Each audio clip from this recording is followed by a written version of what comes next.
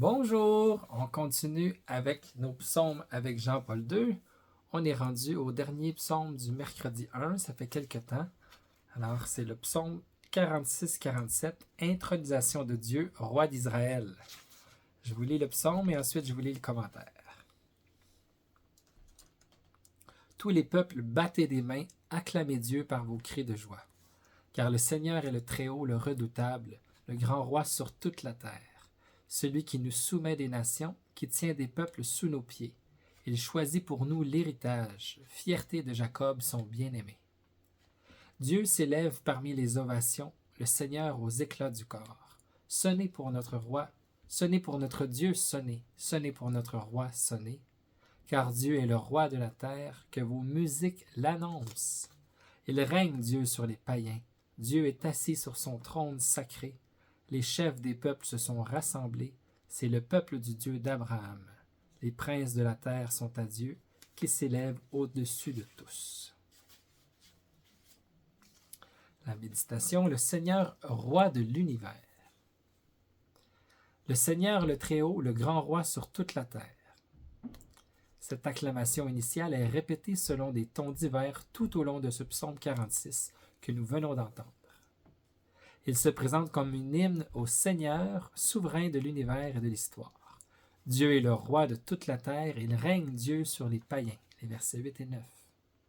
Cet hymne au Seigneur, roi du monde et de l'humanité, comme d'autres compositions semblables qui se trouvent dans le psautier, référence au psaume 92, psaume 95 à 98 aussi, suppose une atmosphère de célébration liturgique. Nous sommes donc au cœur spirituel de la louange d'Israël, qui monte jusqu'au ciel en partant de la terre, le lieu où le Dieu infini et éternel se dévoile et rencontre son peuple. Nous suivrons ce chant de louange joyeuse en ces moments fondamentaux, semblables à deux vagues qui avancent vers la plage de la mer. Ils diffèrent dans la manière d'appréhender la relation entre Israël et les nations. Dans la première partie du psaume, la relation est de domination. Dieu nous soumet des nations, il tient des peuples sous nos pieds, le verset 4. Dans la seconde partie, au contraire, la relation est d'association. Les chefs des peuples se sont rassemblés avec le peuple du Dieu d'Abraham, le verset 10. On note donc un beau progrès.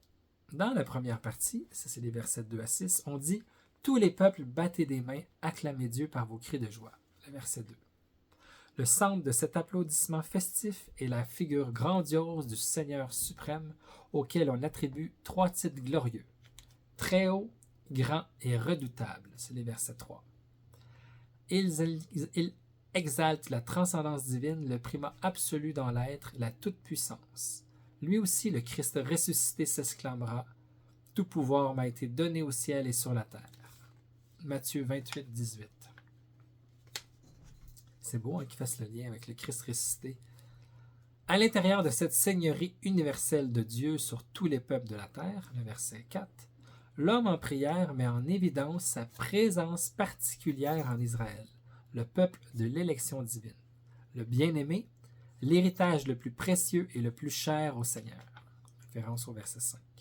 Israël sent donc qu'il est l'objet d'un amour particulier de Dieu, qui s'est manifesté par la victoire remportée sur les nations hostiles.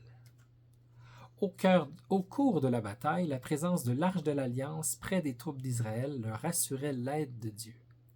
Après la victoire, l'Arche remontait au mont Sion, comme dans le psaume 67, 19, et tous proclamaient « Dieu s'élève parmi les ovations, le Seigneur aux éclats du corps ».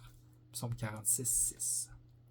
Le second moment du psaume, les versets 7 à 10, est ouvert par une autre vague de louanges et de chants festifs. Chantez des hymnes pour notre Dieu, chantez des hymnes pour notre roi, chantez. Que vos musiques l'annoncent, les versets 7 à 8. Maintenant aussi, on célèbre par des hymnes le Seigneur assis sur son trône dans la plénitude de sa royauté, les versets 9. Ce siège royal est appelé saint, parce que l'homme, limité et pécheur, ne peut s'en approcher. Mais le trône céleste est aussi l'arche de l'alliance présente dans la zone la plus sacrée du temple de Sion. De cette manière, Le Dieu lointain et transcendant, saint et infini, se rend proche de ses créatures, s'adaptant à l'espace et au temps. C'est une référence au premier livre des Rois, le chapitre 8, versets 27 à 30. C'est bon, hein? Dieu qui se fait déjà proche de son peuple à travers l'Arche d'Alliance, à travers le temple. Le psaume finit sur une note qui surprend par son ouverture universaliste. Les chefs des peuples se sont rassemblés avec le peuple du Dieu d'Abraham. Le verset 10. Les chefs des peuples. Spécial, hein? Les chefs des peuples se sont rassemblés avec le peuple du Dieu d'Abraham. Verset 10. On remonte à Abraham, le patriarche qui est à la racine non seulement d'Israël, mais aussi d'autres nations. Au peuple élu qui descend de lui est confiée la mission de faire converger vers le Seigneur toutes les nations et toutes les cultures, parce qu'il est le Dieu de toute l'humanité. De l'Orient et de l'Occident, elles se rassemblent alors à Sion pour rencontrer ce roi de paix et d'amour, d'unité et de fraternité. Référence à Matthieu 8, 11. Comme l'espérait le prophète Isaïe, les peuples animés d'hostilité réciproque recevront l'invitation à jeter à terre leurs armes et à vivre ensemble sous l'unique souveraineté divine, sous un gouvernement régi par la justice et la paix. Isaïe 2, 2 à 5. Les yeux de tous seront fixés sur la nouvelle Jérusalem où le Seigneur monte pour se révéler dans la gloire de sa divinité. Ce sera une foule immense que nul ne pouvait dénombrer, une foule de toutes nations, races, peuples et langues. Et il proclamait d'une voix forte, « Le salut est donné par notre Dieu, lui qui siège sur le trône et par l'agneau. » Ça vous dit quelque chose, cette citation-là? C'est de l'Apocalypse, le chapitre 7, versets 9 à 10. La lettre aux Éphésiens voit la réalisation de cette prophétie dans le mystère du Christ rédempteur, quand elle affirme, s'adressant aux chrétiens qui ne viennent pas du judaïsme, « Souvenez-vous donc de ce que vous étiez autrefois, marqués comme païens dans votre corps. En ce temps-là, vous n'aviez pas de Messie à attendre, vous n'aviez pas droit de cité dans le peuple de Dieu. Vous étiez étrangers aux alliances et à la promesse, vous n'aviez pas d'espérance et dans le monde, vous étiez sans Dieu. Mais maintenant, en Jésus-Christ, vous qui étiez loin, vous êtes devenus proches par le sang du Christ. C'est lui, le Christ, qui est notre paix. Des deux, Israël et les païens, il a fait un seul peuple par sa chair crucifiée. Il a fait tomber ce qui les séparait, le mur de la haine. Magnifique, hein? Saint Paul aux Éphésiens, chapitre 2, versets 11 à 14.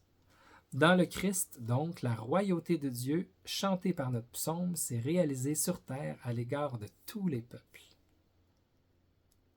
Une homélie anonyme du 8e siècle commente ce mystère en ces termes. Jusqu'à la venue du Messie, espérance des nations, les peuples païens n'ont pas adoré Dieu et ne l'ont pas connu. Tant que le Messie ne les avait pas rachetés, Dieu n'a pas régné sur les nations grâce à leur obéissance et à leur culte. Maintenant, au contraire, Dieu, par sa parole et son esprit, règne sur elles parce qu'il les a sauvés du mensonge et s'en est fait des amis. C'était un anonyme palestinien, homélie arabo-chrétienne du 8e siècle. C'est beau, hein? Là, c'était l'audience générale du 5 septembre 2001. Alors, merci et on se retrouve bientôt pour les psaumes du jeudi 1. À bientôt avec notre ami Jean-Paul II. Bonne prière.